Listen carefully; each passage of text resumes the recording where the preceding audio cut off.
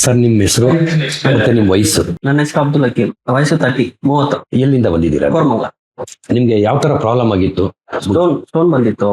8mm scan ಮಾಡಿ ನೋಡಿದೆ, 8mm ಇದೆ, ಪೈಪಲ್ಲಿ ಸಿಕ್ಕಾಕೊಂಡ್ಬಿಟ್ಟಿದೆ ಅಂತ ಹೇಳಿದ್ರು. ಸಿಕ್ಕಾಪಟ್ಟೆ ಪೇನ್ ಇತ್ತು. ಒಂದು 2-3 ಡೇಸ್ ಬೇರೆ ಕಡೆ ಚೆಕ್ ಮಾಡ್ತಾ ಇದ್ದೆ, ಬರೀ ಪೇನ್ ಮಾತ್ರ ಹೋಗ್ತಾ ಇತ್ತು, ಸ್ಟೋನ್ ಆಗ್ತಾ ಇರ್ಲಿಲ್ಲ. ಸೊ ಅದಕ್ಕೆ ಇದು ನೆಟ್ಟಲ್ಲಿ ಸರ್ಚ್ ಮಾಡಿದೆ, ಇದು ಈ ತರ ಒಂದು ಇದೆ ಅಂತ ಗೊತ್ತಾಯ್ತು ಬನಶಂಕರಿಯಲ್ಲಿ.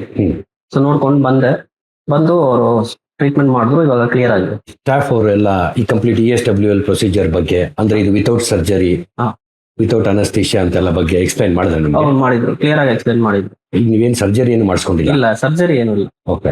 ನಿಮ್ಗೆ ಏನಾದ್ರು ಅನಸ್ತೀಶಿಯಾ ಕೊಟ್ಟಿದ್ರ ಟ್ರೀಟ್ಮೆಂಟ್? ಅನಸ್ತೀಶಿಯಾ ಏನೂ ಇಲ್ಲ. ಎಷ್ಟೊತ್ತು ತಗೊಂಡ್ರು? ನಿಮ್ಗೆ ಎಷ್ಟು ಸಿಟ್ಟಿಂಗ್ ಆಯ್ತು ಮತ್ತೆ ಒಂದ್ ಸಿಟ್ಟಿಂಗ್ ಎಷ್ಟು ಟೈಮ್ ತಗೊಂಡ್ರು? 2 ಸಿಟ್ಟಿಂಗ್ ಆಯ್ತು. ಫಸ್ಟ್ ಸಿಟ್ಟಿಂಗ್ 35-40 ಮಿನಿಟ್ಸ್ ಆಯ್ತು. ಸೆಕೆಂಡ್ ಸಿಟ್ಟಿಂಗ್ ಒಂದು 30 ಮಿನಿಟ್ಸ್ ಆಯ್ತು. ಆ ಸಿಟ್ಟಿಂಗ್ ಮುಗಿಸ್ಕೊಂಡ ತಕ್ಷಣ ನಿಮ್ ಕೆಲಸ ನೀವು ಮಾಡ್ಕೊಂಡು ನಾನು ಕೆಲಸ ಮಾಡ್ತೀನಿ. ಸೊ ಈಗ ಸಂಪೂರ್ಣವಾಗಿ ಕ್ಲಿಯರ್ ಆಗಿದೆ ನಿಮ್ಗೆ.